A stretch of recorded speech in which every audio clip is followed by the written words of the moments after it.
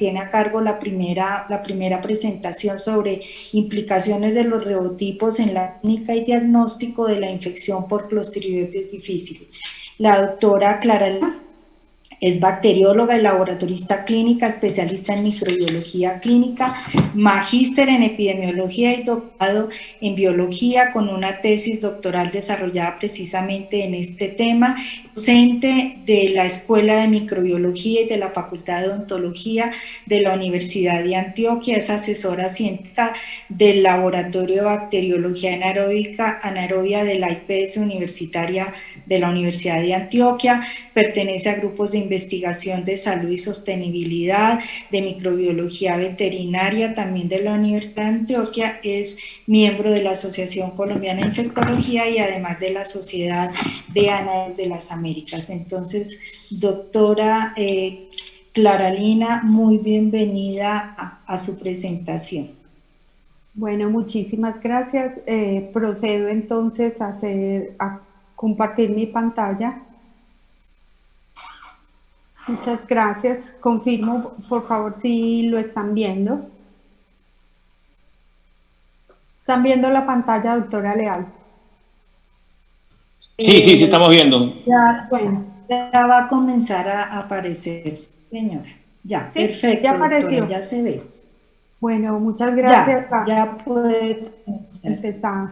Muchas gracias a la CIME por esta invitación. Yo les traigo una presentación en la cual quiero contarles algo de lo que nosotros hemos, de lo que a lo largo de mi trabajo he encontrado de las implicaciones que tienen los ribotipos y por qué hablar de ribotipos cuando nos enfrentamos a clostridioides difíciles. Y sobre todo la pregunta al final es cuándo va a llegar y cuándo vamos a tener a la mano los ribotipos. Procedo entonces, no me quiere ya pasar.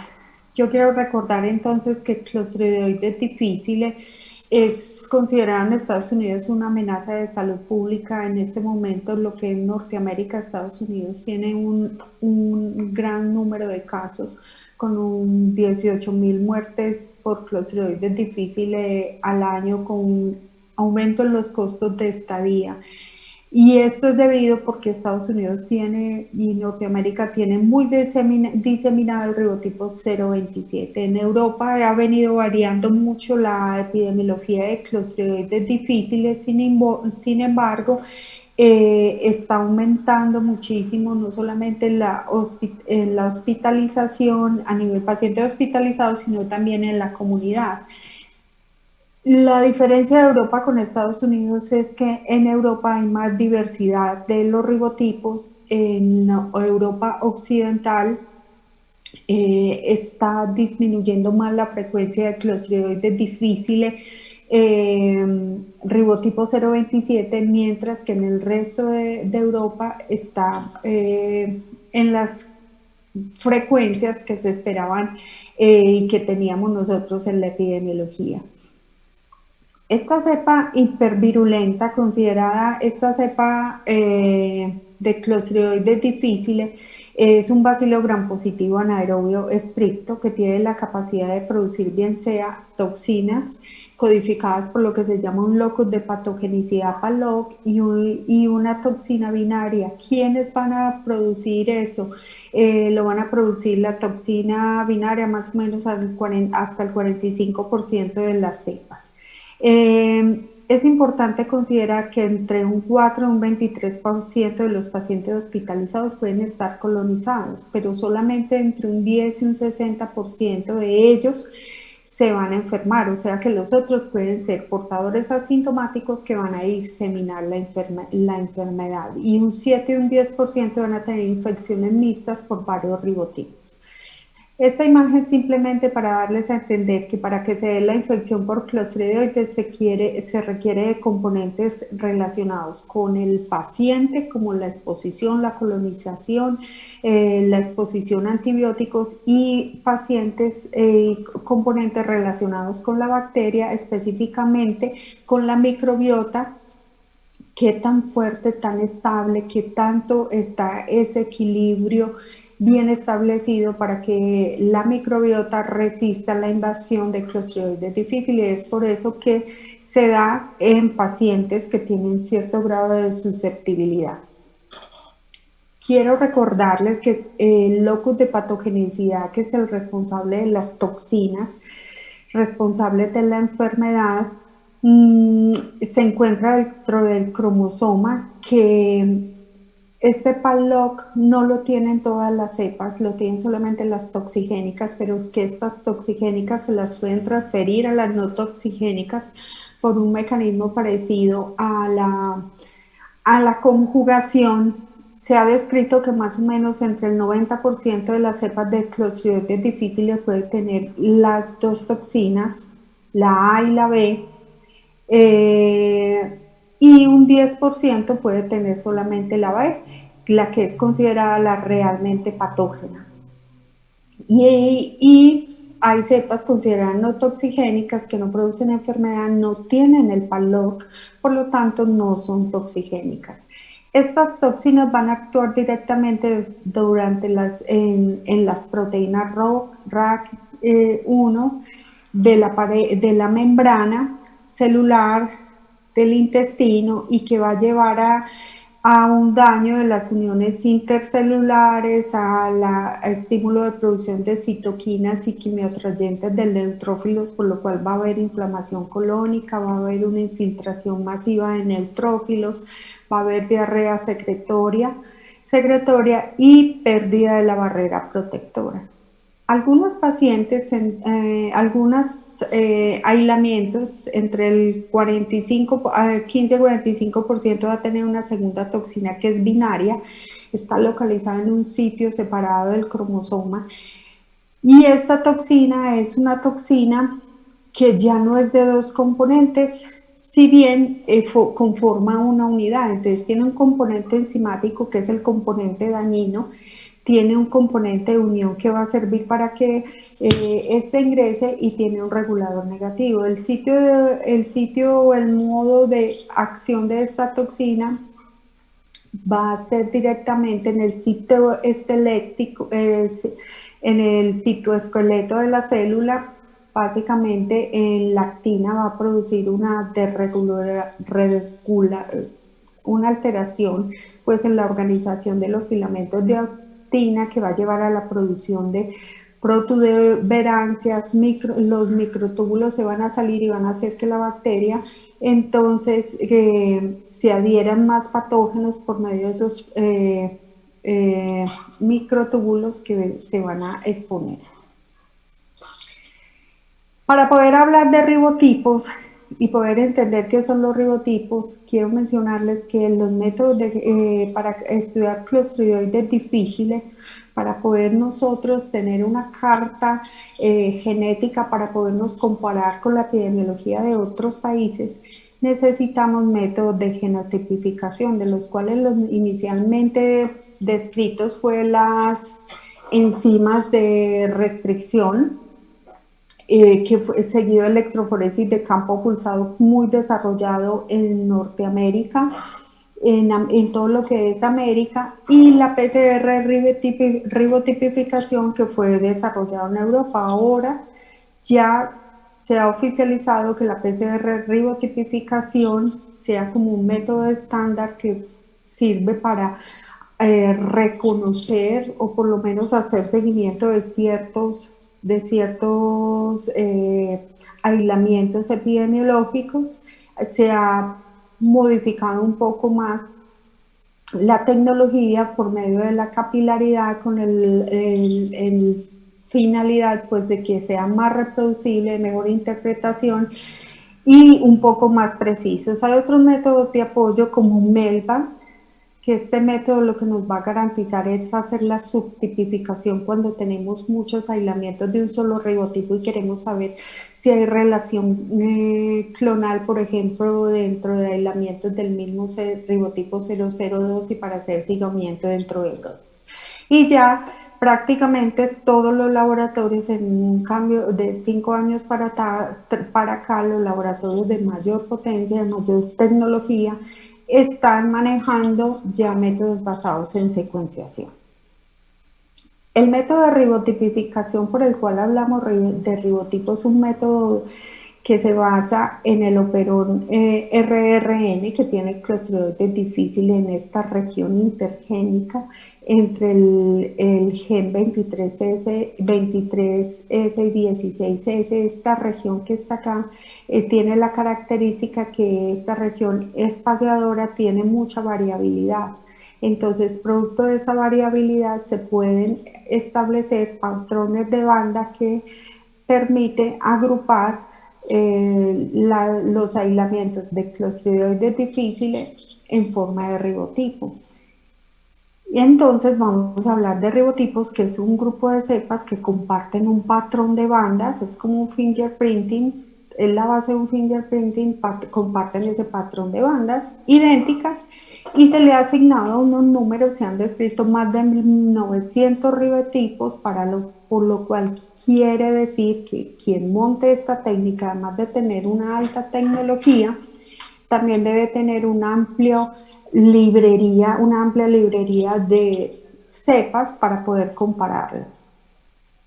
Sin embargo, este método tiene la finalidad de tipificar, podríamos identificar cepas, pero también hacer la vigilancia epidemiológica, comparar esas diferentes cepas recuperadas de diferentes lugares y hacer la evaluación epidemiológica y compararla.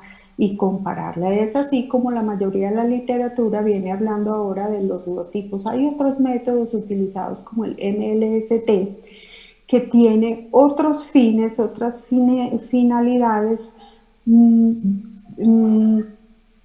más alejadas de los objetivos que tiene ribotipificación.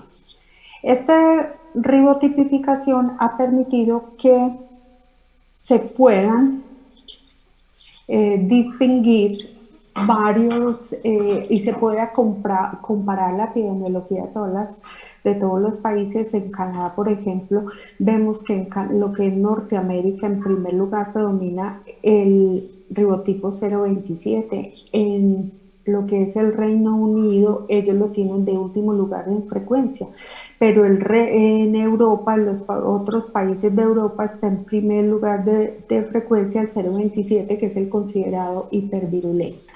En Colombia llama la atención que predomina un ribotipo que es raro en Europa, es el 591, seguido de el 106 y el 002, considerados epidémicos más no hipervirulentos. Llama la atención, por ejemplo, que Brasil no ha descrito todavía en humanos el ribotipo 027, por lo menos en los seguimientos que nosotros hemos hecho, y en países como Australia tampoco es predominante. Esto lo que nos está diciendo es que hay una variabilidad alta de los ribotipos a nivel mundial. En Estados Unidos también ha empezado a disminuir el ribotipo 027. En 2016 este ribotipo ya ha bajado, mientras que en 2011 era responsable casi del 35% de los casos, ahorita solamente el 13% de los casos. Y ha venido tomando un poquito de protagonismo el ribotipo 014 y 014-20, que están ligados genéticamente, son muy similares, lo cual nos quiere decir que la epidemiología de los ribotipos ha venido cambiando y cambia más o menos cada década. En Australia el ribotipo 027 no está dentro de los más frecuentes, solamente el 014 y el 020. ¿Qué implicaciones tiene en el diagnóstico todo esto, este panorama y la importancia de hacer la clasificación y la determinación de los ribotipos? ¿Y por qué? Qué bueno que en Colombia existiera un centro de referencia que nos permitiera movernos y podernos comparar continuamente con la epidemiología mundial. Ya se están haciendo acercamientos, se han hecho con otras técnicas como MLST. Primero vamos a tener en consideración y recordar que para el diagnóstico de clostridoides difíciles existen dos métodos considerados métodos estándar, que es el cultivo citotoxicidad en cultivo celular, que es un método muy engorroso. En el país se ha hecho solamente para investigación, pero es considerado el estándar de referencia, donde ponemos la cepa, ponemos la toxina a reaccionar con las células vera para poder corroborar con una antitoxina que sí estamos ante la toxina, y ahí estamos midiendo la enfermedad, estamos midiendo la toxina libre de Clostridioides difficile de materia fecal. Podríamos decir que estamos midiendo la enfermedad, ese es el mayor valor que tiene. Por lo tanto, se ha asociado más enfermedad y es suficiente con detectar solamente la toxina B. Tiene el inconveniente de que ignora, cuando queremos hacer estudios para saber si los pacientes están múltiple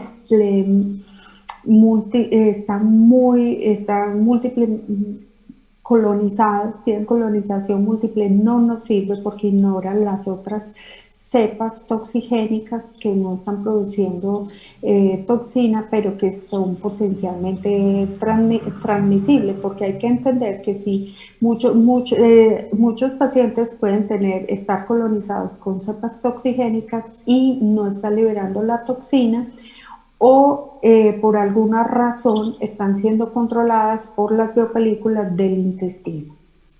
El cultivo toxigénico se realiza a partir de materia fecal, en la cual cultivo la bacteria, y a partir de la bacteria yo ya hago la medición de la producción de toxina. Entonces aquí, si bien es considerado también un estándar de referencia, tampoco me mide, tampoco tiene un valor en la interpretación clínica, porque no sabemos qué cambios durante el cultivo pudo haber tenido la bacteria.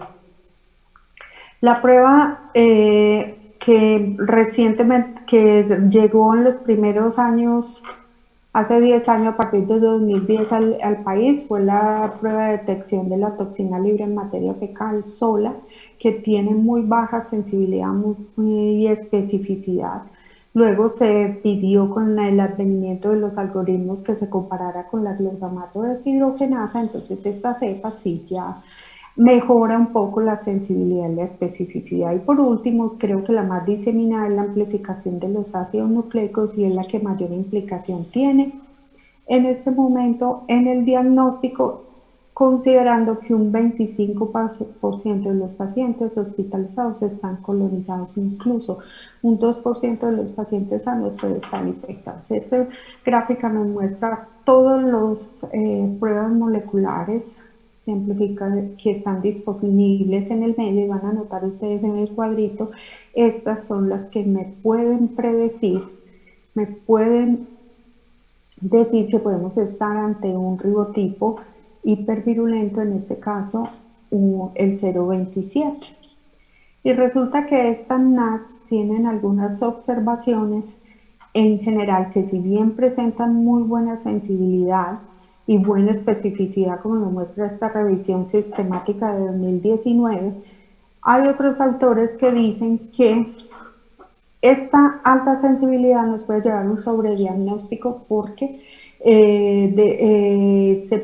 hay laboratorios en Estados Unidos que aumentaron un 67% las tasas de CID, porque estamos haciendo el sobrediagnóstico, no estamos detectando directamente la toxina activa. Por lo tanto, se debe enfatizar en los criterios de rechazo o los criterios de inclusión en la fase preanalítica, igual que en la interpretación clínica. Y obviamente todo eso es asociado al componente clínico, y lo ideal que recomienda la ASN es que se haga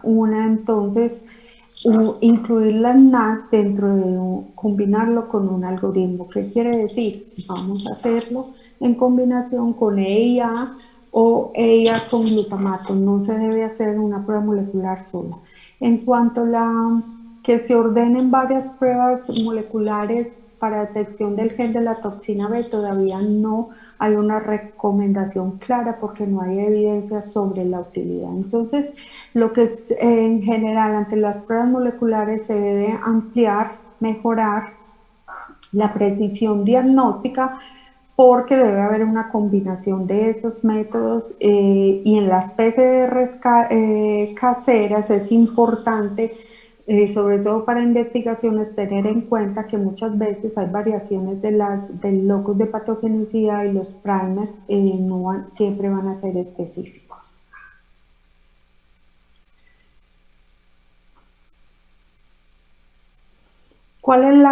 ¿Qué es lo que hace responsable de que haya esa variabilidad, por ejemplo, en el locus de patogenicidad? Es que constantemente el Clostridioides difficile va a ir mutando, va a ir variando todos estos genes que codifican para las toxinas. Entonces puede ubicarse, el locus de patogenicidad puede ir mutando y las toxinas pueden estar truncadas, defectuosas y no va a cumplir su papel.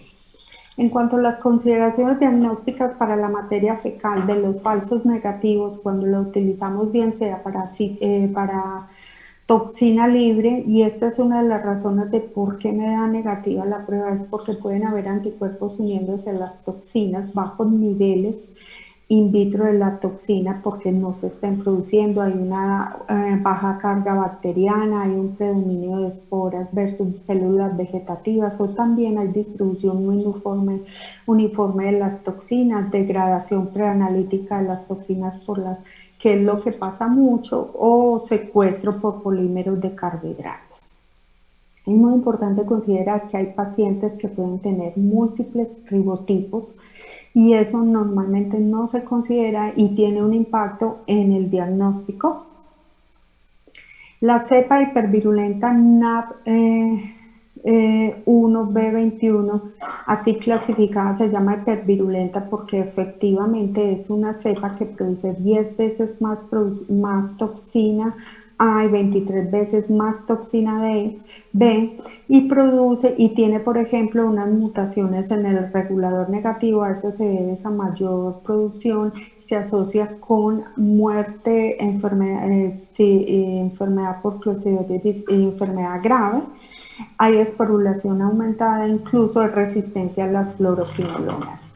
Resulta que este 027 está muy relacionado al ribotipo 026, que también presenta una elección en el regulador negativo, TCDC, y que esta cercanía entre estas bacterias, entre estos ribotipos, va a variar solamente en una banda a nivel de la ribotipificación, y eso se va a ver reflejado cuando nosotros estemos realizando las pruebas utilizando pruebas moleculares. Entonces se ha encontrado que se puede confundir hasta un 16% de las cepas que tienen clostridioides, se pueden confundir el ribotipo 076 y reportarse como un 027. Igual ha pasado con estos otros ribotipos.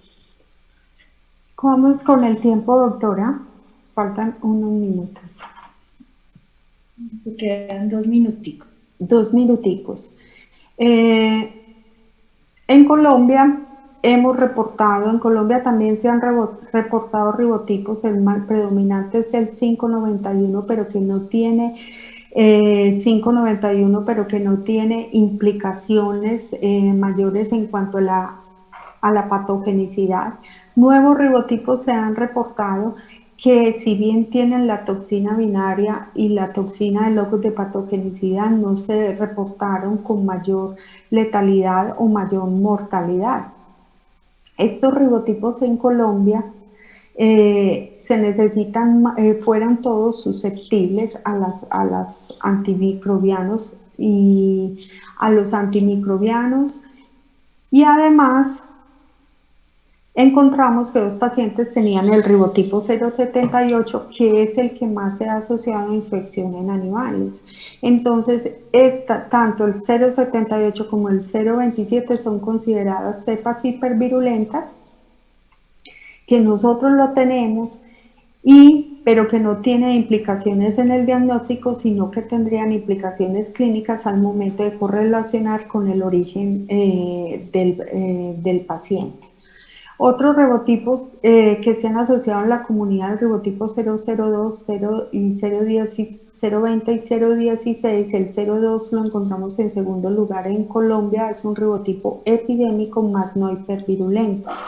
O sea, es un ribotipo causante de brotes, pero que no tiene tanto impacto en la mortalidad. Mientras que el ribotipo 017 sí se ha asociado una cepa altamente exitosa y sí se ha asociado a una alta mortalidad, un alto impacto, sobre todo en Europa, en Norteamérica, y se caracteriza porque no produce la toxina, pero sí tiene generado ya varios factores de virulencia. Doctora, por respecto pues a los compañeros, paramos acá. Bueno, doctora, muchísimas gracias. Dejamos entonces para poder tener tiempo de discusión. Sí. Muchas gracias, doctora, muy amable.